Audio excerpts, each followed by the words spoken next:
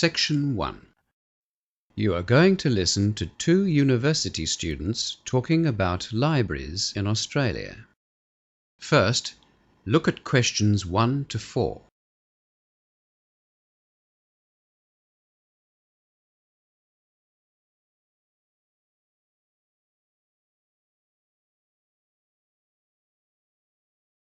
Now listen carefully and answer questions 1 to 4. What's wrong, Yumi? You look very serious. Oh, hi, Marianne. I've just been given the assessment guide for law, my major, and there are lots of assignments. You'll be spending a lot of time in the library then. That's my problem. I don't know anything about libraries in Australia. Well, don't worry about that, Yumi. Librarians here are really friendly, and most of them are extremely helpful. That's good to hear. My flatmate said I should join the local library. Do you think that I need to? Well, I think it'd be a good idea. They probably won't have many law books in the library, but you'll be surprised at what they do have. Australian libraries are generally very well resourced. And hey, if nothing else, you can get free internet access. Is it easy for international students to join? Yes, Lee Yun has just joined. All you need is your student card or some other ID and an account or bill that has your Australian address on it. Like a phone bill or an electricity bill? Would that be okay? Yeah, that's all. It's very easy. They encourage people to join the library. And you can borrow lots of books as well as video and audio tapes or CDs. The newspaper is available too if you've got time to stay at the library and read it. Will it cost much to join the library? Joining libraries here doesn't cost anything, but you'll have to pay a fine if you return your books after the due date. It's about 10 cents per book per day. How long can I borrow books for? The loan period for books is about a month, but you can easily extend the time for another month if you want to. You can even do it over the phone, but it has to be arranged before the due date. What about the university library? Haven't you been there yet? No, not yet. I was sick for the orientation week and I missed out on the campus tour. Well, Yumi, I've got an hour before my next lecture. Why don't we walk up together and have a look around? Oh, that'd be great, Marianne. I'd really appreciate it. Yumi and Mary Ann arrive at the main entrance to the university library. As you listen to the rest of the conversation, answer questions 5 to 10. Before the conversation continues, read questions 5 to 10.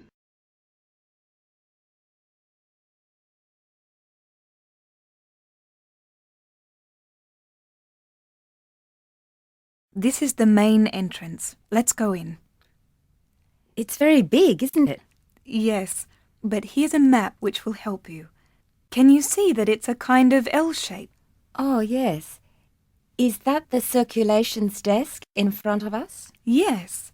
That's where all of the incoming and outgoing loans are registered. When you return a book, just put it in the large box over there. See it's marked returns? Just to the right of the desk. Yes, I see. Can I use the computers behind the desk to access the internet? Those computers are for the library's database search system only. There are computers in the IT block which we passed on our way here to the library. Anyway, you can search for a book by typing in the title, author, topic, or a keyword. Are the computers easy to use? Yes, very easy. Even I can use them. Does it give a catalogue number after you do the search? Yes, it does. It'll also tell you in which section of the library to find the book. The library is divided into 3 sections. Straight ahead, behind the circulations desk, is the monograph collection. That just means you can borrow these materials for normal loans. Monograph collection? Yes, I see. The section behind the photocopiers is for all of the serial publications. That means journals and magazines and newspapers, of course. Mm-hmm. And the most important section for us is the reference section. You'll use it a lot. Unfortunately, the books in this section can't be borrowed. You have to use them in the library. It's over there, past the quiet study area. I see. So, do I need to join or register here? Or do I have automatic borrowing rights as a student? As long as you have your student card, you can borrow books from the monograph collection. Anyone else can access the rest of the library. What if I can't find a particular book? That's what the staff are there for, Yumi. Just go to the advisor's desk, take a request card, and fill in the details of what you're looking for. Where's the advisor's desk? It's just over there, the desk at the entrance to the quiet study area. Right. Well, I think I'll have a look now to see if I can find any of the recommended texts for my first law assignment. Yes, good idea. Texts on the recommended lists from the lecturers are very popular, and you should try to borrow them from the library as soon as you get your list. That is the end of Section 1. You now have half a minute to check your answers.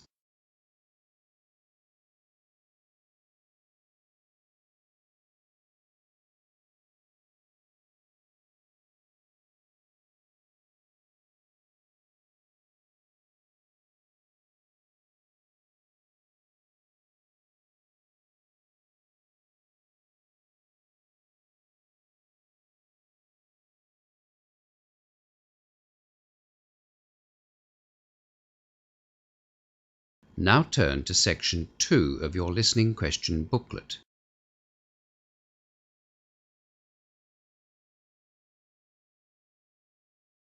Section 2. You will hear Inspector Jack Dunn talking about international driver's licenses at an information session for international travellers. As you listen to the first part of the talk, answer questions 11 to 16. Before you listen, look at questions 11 to 16.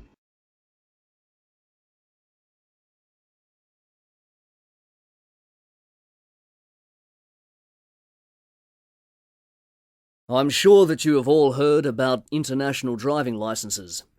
They have been around since 1949, when the United Nations gave approval for their use. This meant that travellers could drive freely in the 186 countries that recognise the international driving licence system, regardless of the language that the drivers spoke.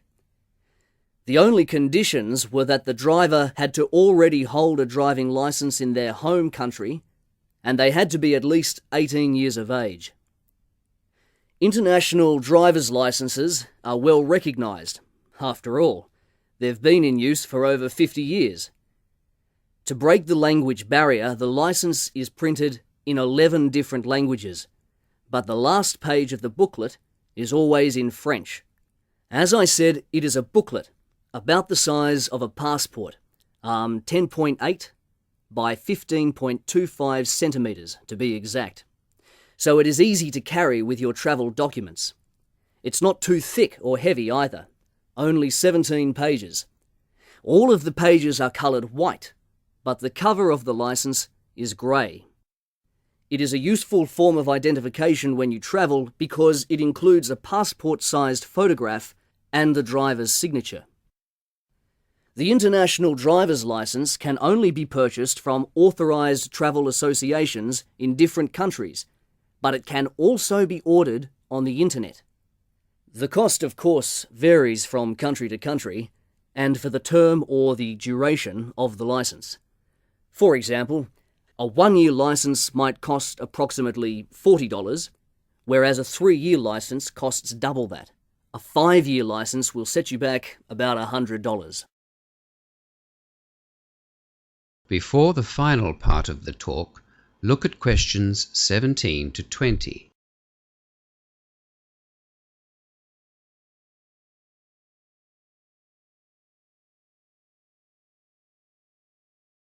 Now you will hear the rest of the talk. Answer questions 17 to 20. Before I outline the 4 most important points to consider before rushing off to get your international driver's licence, I should probably mention that, yes, the International Driver's License covers all types of vehicles from motorbikes to trucks. But, just as in your own country, you have to be qualified to drive such vehicles.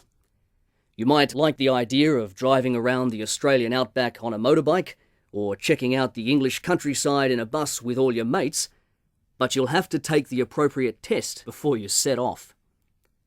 Okay, now the 4 main points. Firstly, you cannot use an international license in the country in which it is issued. It is for international travel only. Some international students avoid this rule by ordering their licenses on the internet, which will ask them to nominate a country of your choice for that very purpose.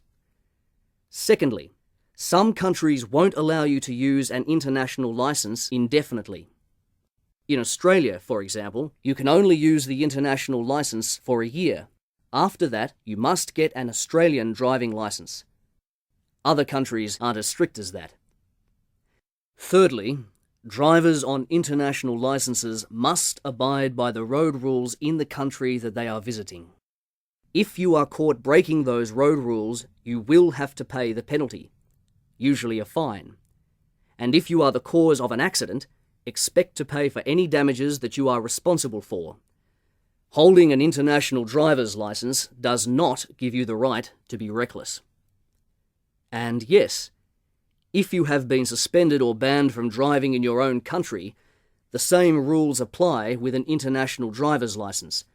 You must have an existing driver's license to apply for an international driver's license. Some police will, in fact, want to see both your international license and your own driver's license, so carry both licenses with you to save wasting valuable time.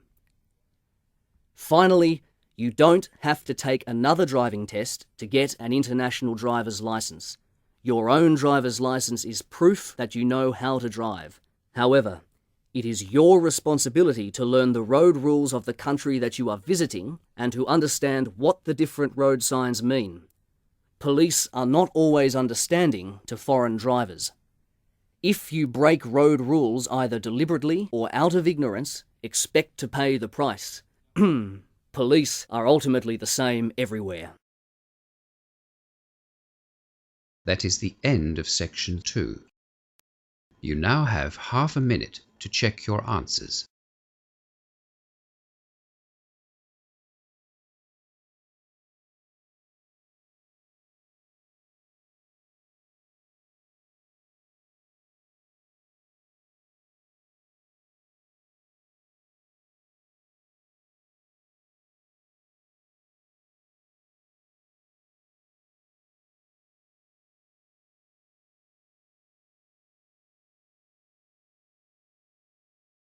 Now turn to section 3 of your listening question booklet.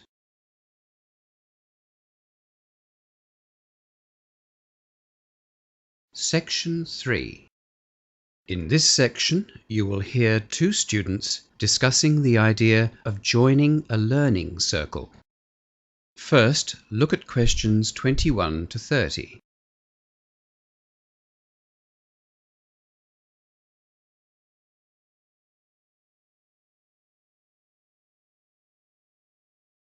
Now listen to the discussion and answer questions 21 to 30. What's the reason for the learning circle you've set up, Hamish? Well, it wasn't my idea. The economics tutor suggested it, actually. He said that it's a good way to make sure you put in the time needed for a particular subject. But for me, well, I thought that studying in a group like that would give me some incentive to study. I really need a reason to learn, you know? Motivation, especially in economics. Well, I guess study groups can give you discipline and motivation. They're both useful, but my biggest problem is that I'm finding economics quite difficult. I think I need extra help just to understand the material. A learning circle could help. I was thinking of even getting a private tutor. Private tutors can be expensive. You're welcome to join us, and it won't cost you anything. Every week, we're going to begin the session with problems and questions from material that we've been given in the lecture. We want the learning circle to be practical and worthwhile, so that we all help each other to do well. Do you think the others in the group would mind if I joined as well? Of course not. There are only 5 of us, and you know us all. Well, I've been researching some past exam papers, so I'd be happy to contribute those to the circle if I join. One of the others suggested doing that too. He thought that we should try and identify any trends or common questions that were included in the past papers, and that way we could prepare a little better for the final exam. Yeah, that's what I was thinking. In fact, I've already started looking at last year's exams. Great. We're also going to hold mock tutorials, so we can practice our presentations on a smaller group before we have to do the real thing. I am so worried about that. I'm dreading that first presentation. I've never done any kind of public speaking before. Well, you're not alone. I think we're all pretty nervous about it, but we're hoping that the mocks will give us all a bit of confidence for the real tutorial. We don't want the group to be competitive, just collaborative. You know, working together and helping each other. It sounds like you've really thought the learning circle idea through. You seem well planned.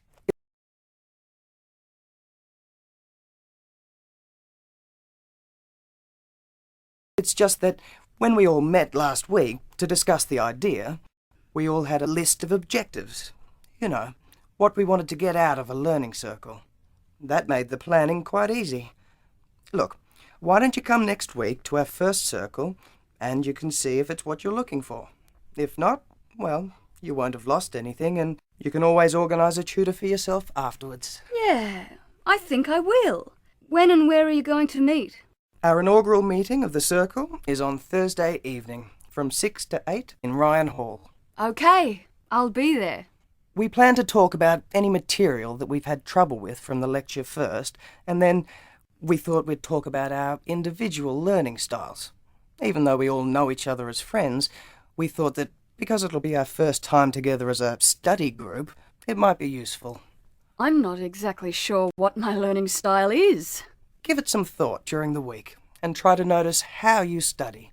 Some people summarise everything or rewrite lecture notes every week. Others like to highlight the important points or group similar bits of information together. People like me, well, I have to read material at least 3 times before I can really comprehend it. Really? I'm a writer, I guess. I have to write everything down or I forget it straight away. I use the computer a lot. See? You do know how you learn. You just had to think about it. I'll bring the exam papers and the research that I've started.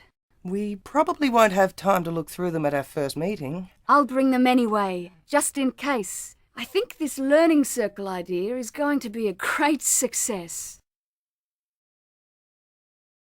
That is the end of section 3. You now have half a minute to check your answers.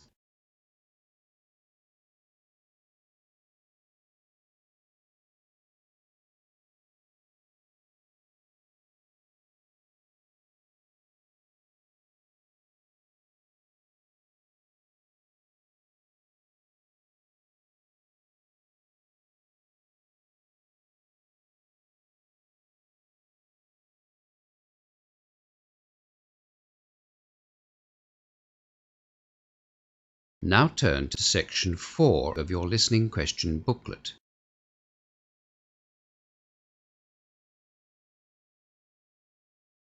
Section 4. You will hear a guest speaker at an alternative energy seminar talking about wind power. First, look at questions 31 to 40.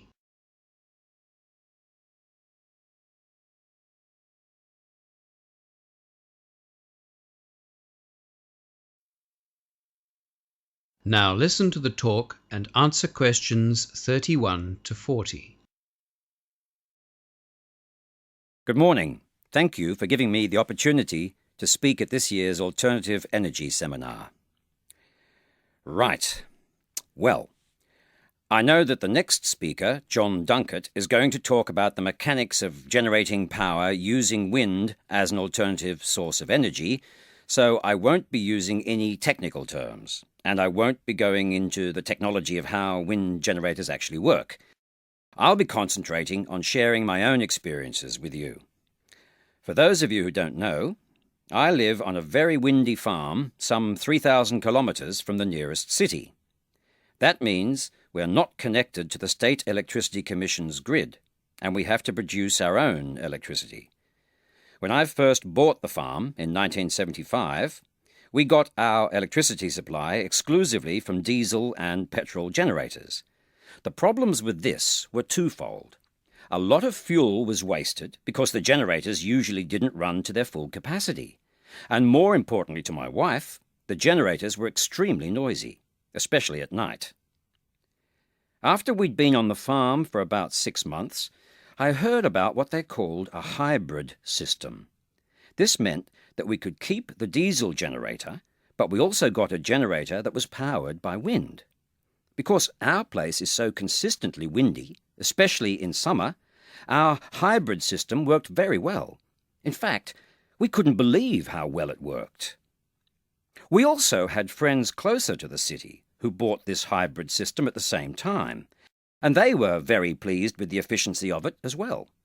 Their farm is considerably less windy than ours, so even in moderately windy sites, the hybrid system appeared to work well. Both of us agreed that we made substantial savings in fuel at the end of the first year, and of course, our wives were happier, because it wasn't as noisy as often. In 1984, we found that we were rarely using our diesel generator and decided to try our hand at becoming self-sufficient in wind-generated power. We were sure that we'd survive without the backup of the diesel generator, so we imported 4 wind generators from Denmark. America and Australia were dabbling in the technology, but we were too far behind the Europeans. The benefits of wind generators were much more obvious to the Danes, and now, as a result, they supply about 50% of wind turbines around the world. Anyway, the Danish wind generators had a rated power output of 55 kilowatts per generator. They made quite an impact on our landscape, and even though we could sometimes hear the mechanical noise from the generator itself, they were very quiet. The rotor diameters were about 20 metres. We felt proud that we were only using energy from clear, moving air to generate our electricity, no diesel or petrol or fuel smells either. We knew that our resource was renewable. We are, after all, not going to run out of wind, especially at our place. The wind turbine is used to charge up batteries which store the energy. Last year, we bought a 600 kilowatt machine.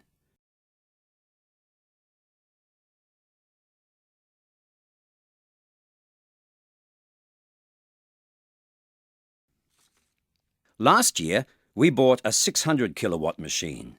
It is about 46 metres high with a rotor diameter of 43.5 metres. We found that the cost of the turbine was recovered within about 8 months. It should produce over 1 million kilowatt hours per year for us. It does look a bit strange against our flat terrain, but we love it. Best of all, my wife says she can't even hear the windmill, as she calls it, from our house at night. Frankly, I think her hearing just isn't what it used to be, but I must agree that it is very quiet. Additionally, we expect it to last for about 20 years with regular 6-monthly maintenance. Our farm is isolated, and yet you'd be amazed by the number of visitors we have each year to inspect our wind turbines and the effectiveness of the wind generators. Actually, we often joke that when we stop making money from the farm, we'll charge tourists to come and visit our very own wind farm. There is also the possibility of selling the electricity that we generate back to the Electricity Commission, but I think that is all in the future. We've had a lot of people ask us why we chose wind power-generated energy rather than solar energy, but as soon as they visit our windy farm, they know why. Even if our farm were not as windy as it is, we'd make that choice again. From all accounts, it is the least expensive form of renewable energy technology that we have. It can be used in a variety of applications, from isolated farms such as ours to supplying small sailboats without power. Now, I'll hand you over to John Dunkett from the Danish company that sold us our original 4 wind turbines, and he'll explain how this remarkable technology has developed over the last 20 or 30 years. That is the end of section 4 and the end of the listening test. You now have half a minute to check your answers.